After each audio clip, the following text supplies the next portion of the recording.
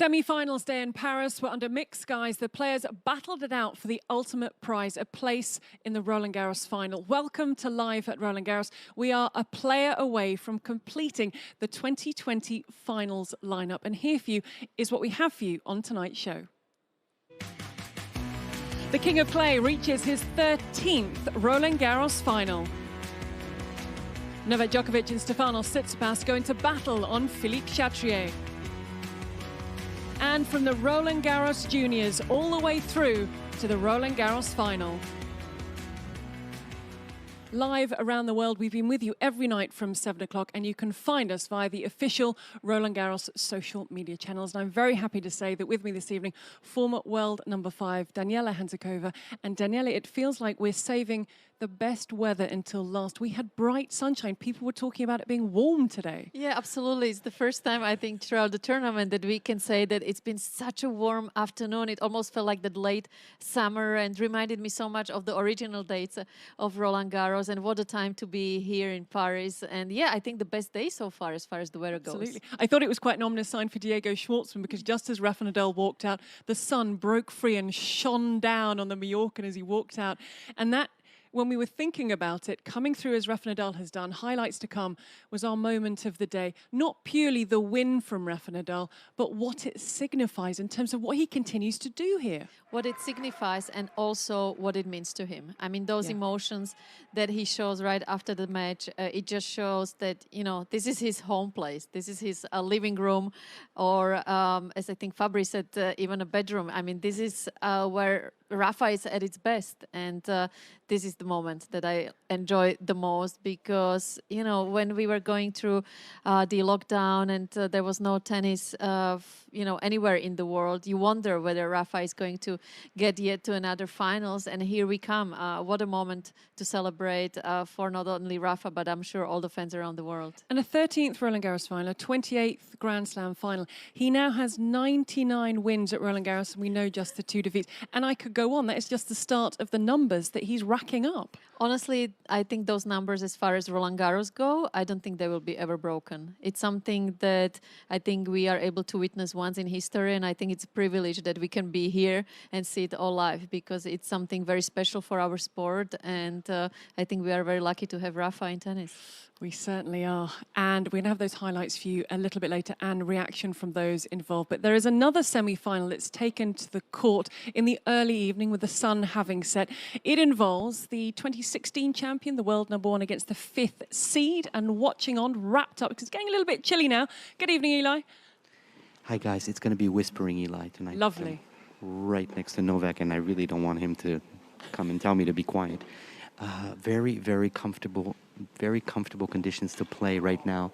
The sky's clear, semi-clear. It's probably a temperature of 15, 16 degrees. Very nice.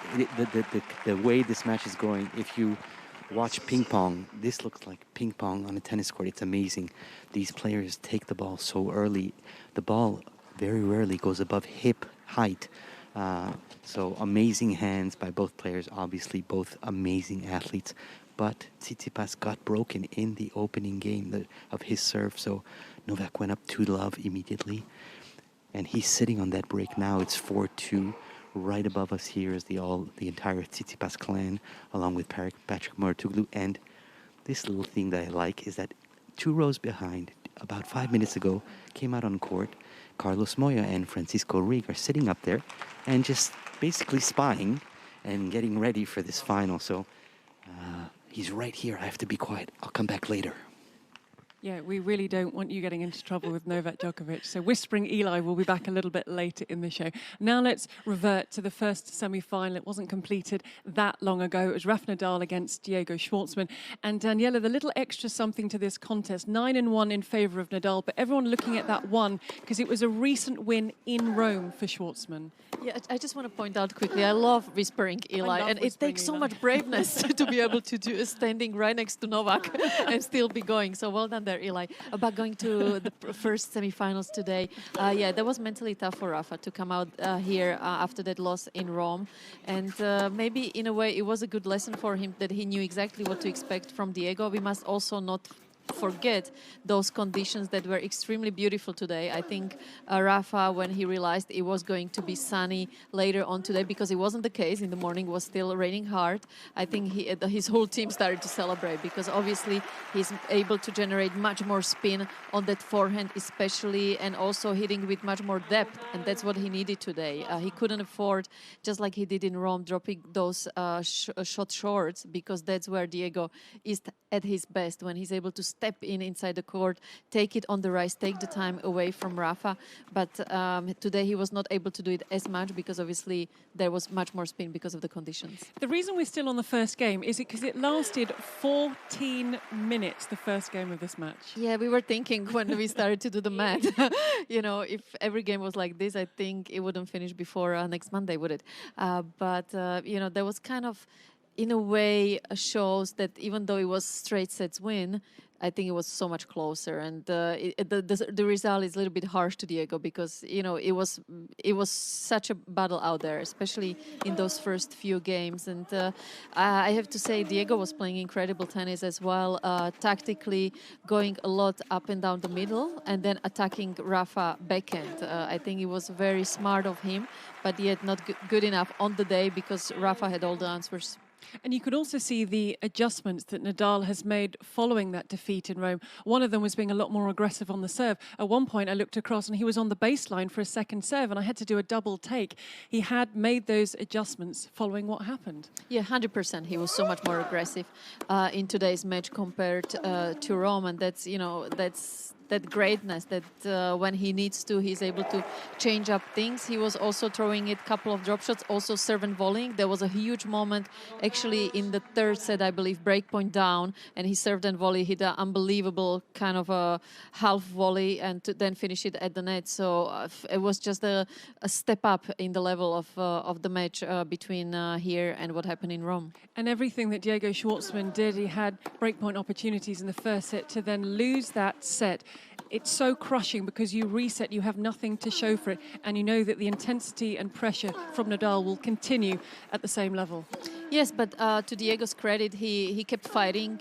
He really didn't drop that much intensity. In fact, in the third set, he actually looked like the more fresh one. I don't know how he does it and where he got that energy from after that incredible 5-set match against Dominic Thiem. But, when you are 2 sets to love down with Rafa, you feel like, okay, this match is over, but it's actually in the third set where he started to play his best tennis, and it almost felt like the match was going to turn around. But in the second, still Rafa was the one dominating. And like I said, right from the start of the match, he was looking to come to the net as much as possible as well. He was, and the forehand settled and was firing so well so early on. And that makes it so difficult when you're facing him on this court, if that is working like it worked. Yeah, and this is where Diego did such a good job in the third set, being to break us down, almost being able to change things around. I felt like Rafa was starting to look a little bit tired. He had a little bit of, just dropping the intensity. I wouldn't say the level, because with Rafa on clay in Paris, we can't talk about him dropping the level of his game, but just energy-wise, it felt like he was getting a little bit tired, and still managed to come out and play unbelievable tiebreak after, disappointing a few games before that. It could turn out to be the perfect test from Nadal, because you look at, it wasn't the worst draw that he could have had. There was a match against Jannik Sinner. We have to remember, as good as it was, Sinner is still just 19 years of age. So to face someone who had beaten him so recently on the clay, probably the perfect preparation for the final for Nadal. Yeah, absolutely. So today he was really tested. What we saw there, to me, was the shot of the tournament so far, that short angle from the backhand side of Diego, even Rafa applauding there. But this is, to me, the moment of the day, showing how much this victory means to him, even after those 12 titles that he's already managed to get here. He has not dropped a set. 99 match wins for Rafa Nadal, the Num. Looking for a 4th consecutive final, he got it. Looking for a 28th Grand Slam final, he also got that. And he got his 13th final here in Roland-Garros. And I have to say, he's just walked past us. He's doing his round of TV interviews on the balcony. Why didn't you wave at him and just... I don't know if he realised we were talking about him, but he did look across, wondering. And if he'd looked at the screens, he would have seen himself, as we can see now, fist pumping and vamossing.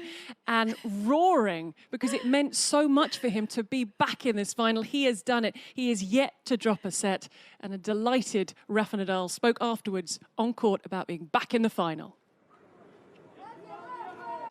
Well, a couple of points. Yeah, I had a couple of mistakes. Yeah, he played some good points, and then I had one volley here. Then I missed another volley with 30-15 there. And, well, I know against Diego is very difficult until the end. No? He's one of the players who makes more breaks on the tour, without a doubt. But I know how the match it is. No? 2 weeks ago, or 2.5, 3, I lost in Rome, so I expected a very tough match. Happy the way that I played. I think I have been improving, and today has been a very positive match for me. And after that interview on court, he was actually quite quickly into press, Rafa Nadal, and I just mentioned that he's doing his TV commitments alongside us. And shortly after he left the press conference room, in came Diego Schwartzman. I think a few things were different today.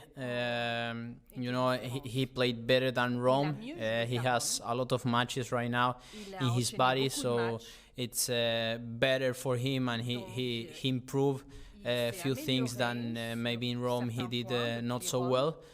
And my game, maybe I did a few mistakes with my backhand today. I was not really aggressive with the backhand.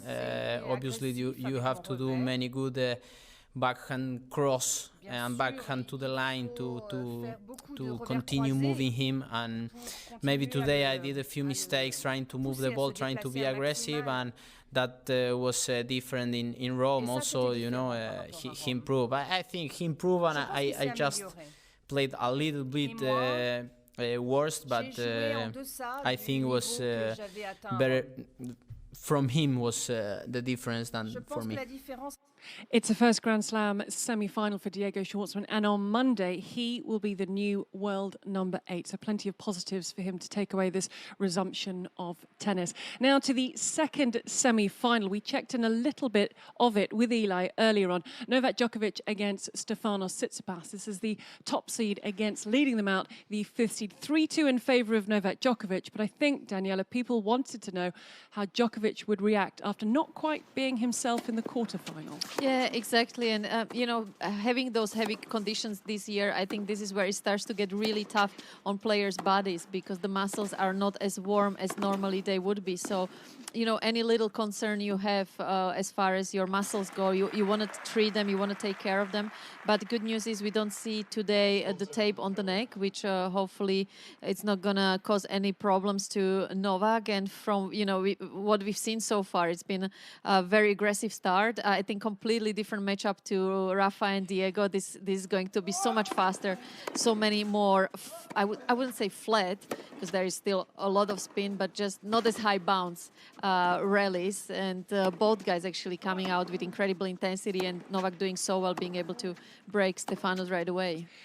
Does it disrupt your preparation if you're Tsitsipas, having seen how Djokovic was in his last match, or is it very tunnel vision and you're just thinking about yourself? You have to be just thinking about yourself and take care of what's going on your side of the court. This is a semi-final of a slam, so everyone is going to play incredible tennis. You can't expect any freebies. Nothing's going to be given to you, so you have to really just control your part of the court, just as well as Novak is, I'm sure, doing the same thing, because this is such a important match to also be prepared mentally, to be focused 150% for every single shot, because like I said, in a semi-finals of a slam, nothing's going to be given to you. And a lot of people intrigued in this encounter because we have Stefano Tsitsipas from the next gen. He's just 22 years of age. He's already done incredibly well. It's his second Grand Slam final. And after dropping those 2 sets at the very beginning of the tournament, he came into this semi-final having won 15 straight sets. Yeah, it's been incredible. It's pretty much actually in the match against Cuevas, which I think all expected that it was going to be a tough one out there. And suddenly he sailed through that one. And I think that's where the momentum started to change for him after those disappointing losses in New York and in Rome as well. A little bit similar to Kenyon's story, actually, losing to Azarenka and Love. And suddenly, when sometimes you have those kind of lessons, you have like a wake-up call. And it's like, okay, I better go back to what has been working for me the last couple of months, start to listen to my team, maybe also being a little bit more humble, not having too much expectations on yourself. And I think that's where he's been able to turn it around so beautiful, just having that right attitude.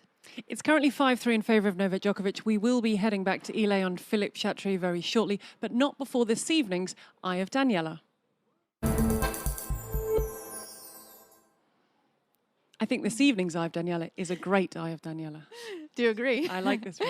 Yeah, I was also looking forward to talk about this, and we're going to talk about what a magical surface it is playing on clay. I think all the players will relate to me saying how much it means to them, especially growing up in Europe. When you think about it, Rafa, Novak, and Roger, all three guys growing up on this surface, and it just shows that it gives you such an unbelievable base as a player. You become really a complete one. If you want to have the best technique, this is the surface you need to be learning how to play tennis for, because it requires not only incredible timing, but as well as the footwork. On hardcore or grass, the ball comes more to you, so it's a little bit easier to get away with bad technique.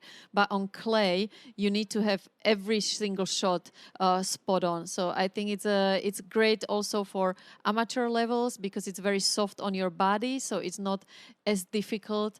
And obviously to move around clay, it's very tricky. When the clay court season comes, all the players know that's where they will be doing extra work in the gym, you know, doing a lot of lunges, a lot of cardio work, because the rallies are so demanding. And I think that's why to win Roland-Garros means so much, because physically you have to be at your best. You grew up on clay, and you were telling me a wonderful story about one of your junior coaches. Yeah, I was around the age of 12, and he came here to Roland-Garros with other older players, and he brought me a little bit of Roland-Garros clay.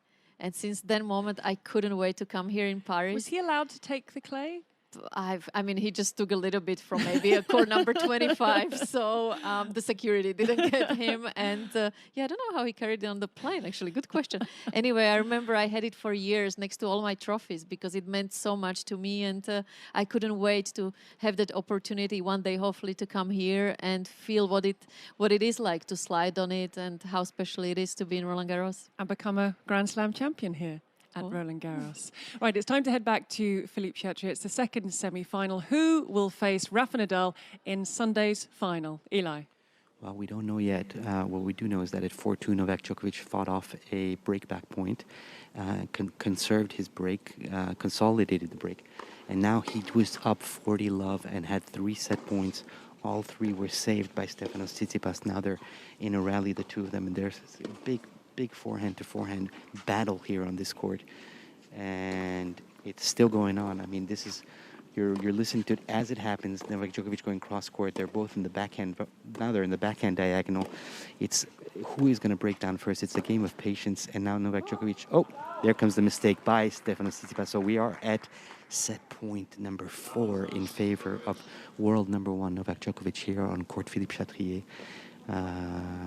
Stefano Tsitsipas. Not happy with a call there, but Eli, do you feel that most of the people that were there for the Nadal match have kept their seats and are still on Philippe Chatrier? The place is as full as can be considering the conditions. There are not more than 1,000 people, but there are not less either. Everybody's very, very attentive. This is the big moment of this time, and here is the return, and it is out. And you have it live. First set, Novak Djokovic up 1-love over Stefano Tsitsipas in semi-final number 2. Thank you, Eli. And no more whispering, Eli, but I love the whispering commentary, Eli. I mean, that's a new Eli that we've seen this evening. We will check back in a little bit later in the show before we leave you this evening, but it is time now for our question of the day.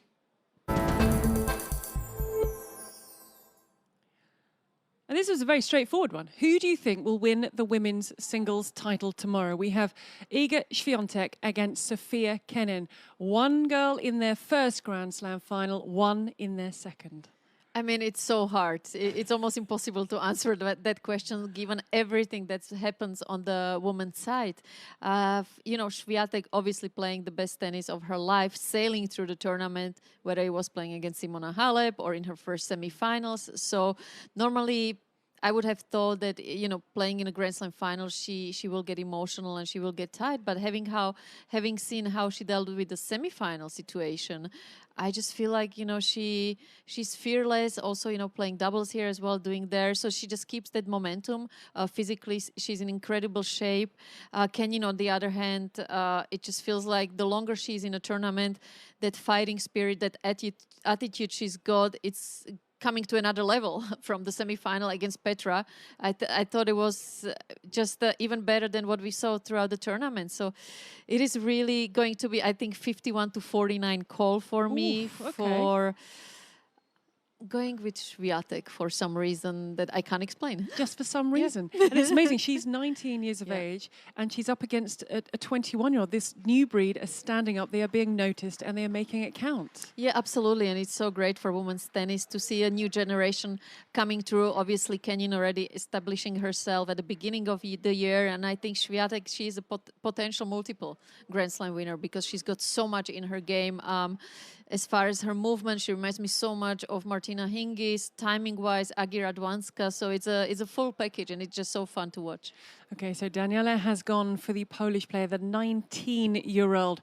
What about Christina Bladenovich? Today, she and her partner Tamir Babos booked their place back in the Roland-Garros doubles final. But who does she think will win the women's singles final tomorrow? I would say Kenin. Just my idea about how they both game maybe will answer against each other, and maybe the experience that Kenin has at this big stage. She already knows the way to win a Grand Slam, and that wasn't a long time ago. So that's the two little thing I would put together and give an advantage for Kenin, but probably it's going to be an interesting one.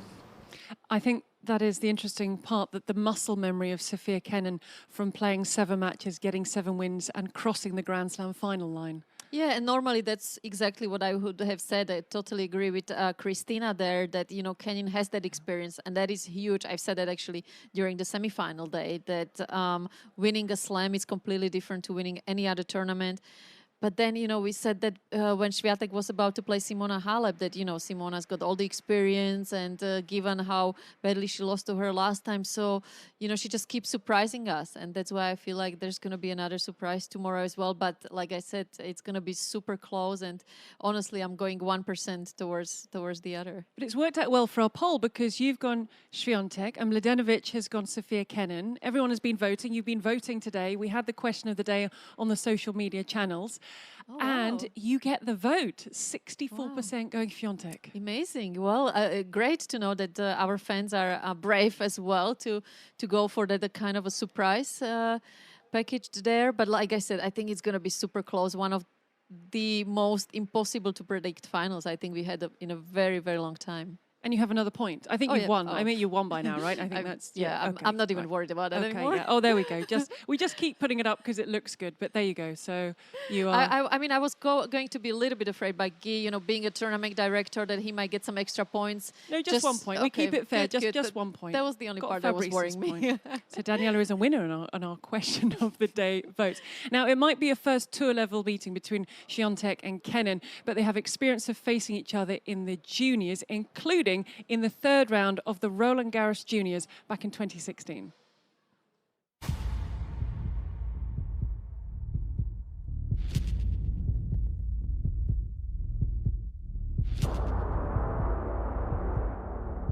I never would have thought that I'm gonna be in the final, so it's crazy, and I'm gonna be like an underdog, but it's gonna be a tough match, so I'm gonna just stay focused.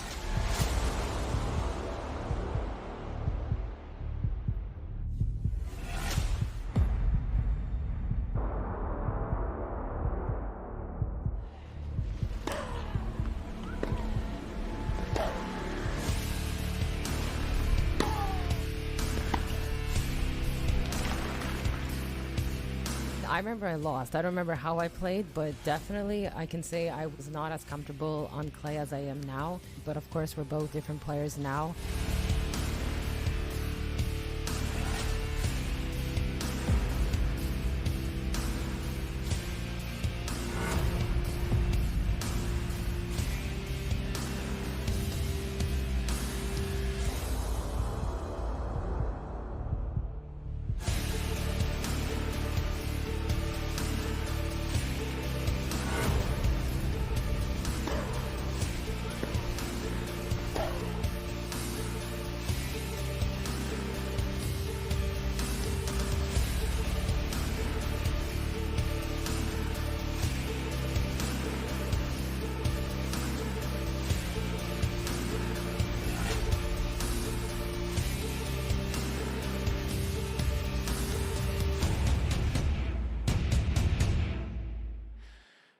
It certainly is. So Świątek took the honours when they played here in the third round with that 6-4, 7-5 third round win. When you look at the numbers, you think, well, Sofia Kenin, she's the 6th seed, she's a Grand Slam champion.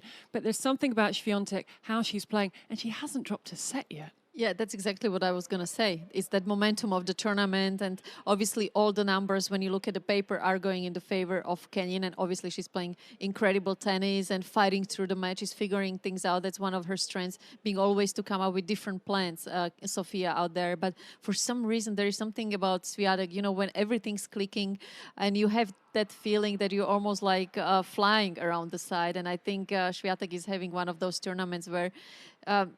of course, it was not a slam, but when I won Indian Wells, I kind of felt like I couldn't lose to anyone, and I feel like that's what's happening to Swiatek right now. Obviously, being able to do it in a slam, that's a completely different situation. She won't, though, have two finals to contest, because unfortunately, herself and her partner Nicole Melekar lost in the doubles semi-final day. It was almost 2.5 hours on court. As I saw this unfolding, I was thinking a coach must have just been keeping his fingers crossed, saying, let's get this done. This has been wonderful. Win or lose, let's just get yourself safely off this tennis court. Yeah, and it is something that later in her career, she has to be more careful where she's going to play doubles or not, because you need that energy. But, you know, at such a young age, 19, there is nothing wrong with, you know, spending a few hours on the court. Is actually good to be still competitive and get that momentum going. And, you know, if a few years later, I would be worried about spending too much time out there before the most important match of your life.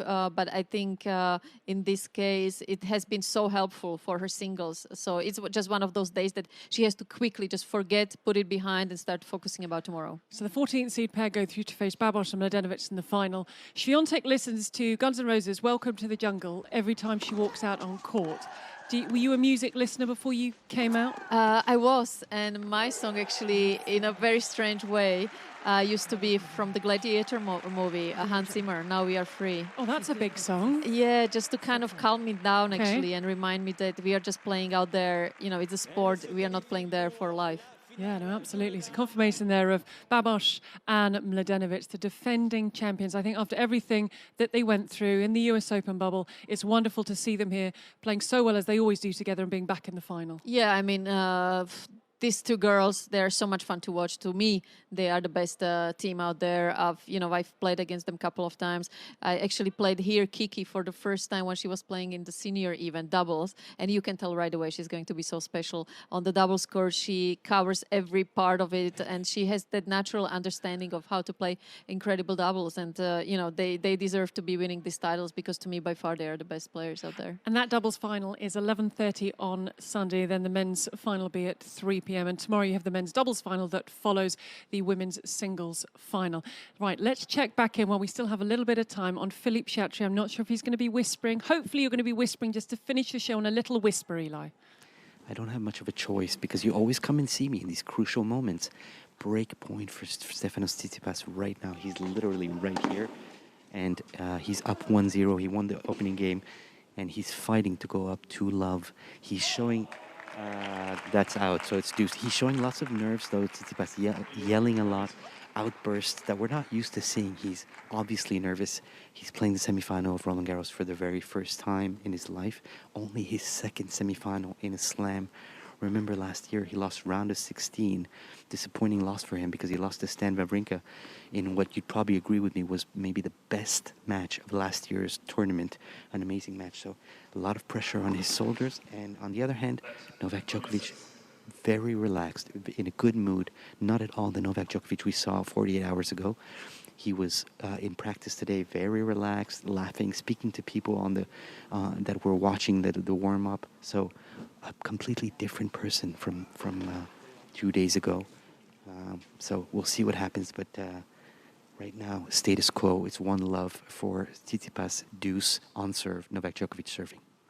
Eli, thank you very much, and enjoy the rest of that match. And it's an ominous sign for Stefano Sitsurpass that Djokovic is looking so relaxed, complete contrast to that match against Pablo Carreño Busta. Yeah, absolutely so. And when Novak is in those spirits, you know that his best tennis is to come. And it's interesting that Stefanos is the one that mentally is a little bit down on himself, which is a shame because in the semis you really want to enjoy it out there. Of course, you expect a lot and you expect that you're going to play your best tennis, but at the same time, you know, being negative just not going to help. And especially when Novak is having such a positive day out there, yeah, it's going to be interesting to follow that up and how the momentum will keep going in Novak's direction, or whether Stefanos will be able to change it around. And remind me, your pick for the title in the men's? I still stand up by Novak, even though after Rafa's performance today, it was an incredible match. And obviously, Rafa, this is his tournament, his place, but I still stand up by what I said, and that is that Novak is going to be unbeatable for the rest of the season. But obviously, I'm a little bit nervous about that. But one way or the other, whoever gets through this semi-finals is going to be unbelievable finals. Daniela, thank you for your company and looking forward to spending finals weekend together. I can't believe it's already the time of the tournament. I know, it's gone so quickly. So quick. But we are here, and just to sort of change things up a little bit for you, tomorrow at 1 p.m. local time, we will have a preview to the women's final. Then we'll be back with our usual half-hour show between half an hour, 45 minutes after the final ball is struck. And that's the same again on Sunday. We'll repeat that. 1 p.m. we'll have a preview show for you local time. And again, around half an hour, 45 minutes after the final ball, we'll be back wrapping up the tournament once our champions have been crowned. If you'd like to see the conclusion or listen to the conclusion of the Tsitsipas Djokovic match, then Radio Roland-Garros has ball-by-ball commentary, or you can follow it via the apps. But enjoy the rest of your day or evening wherever you are, and we look forward to your company again tomorrow from 1 o'clock.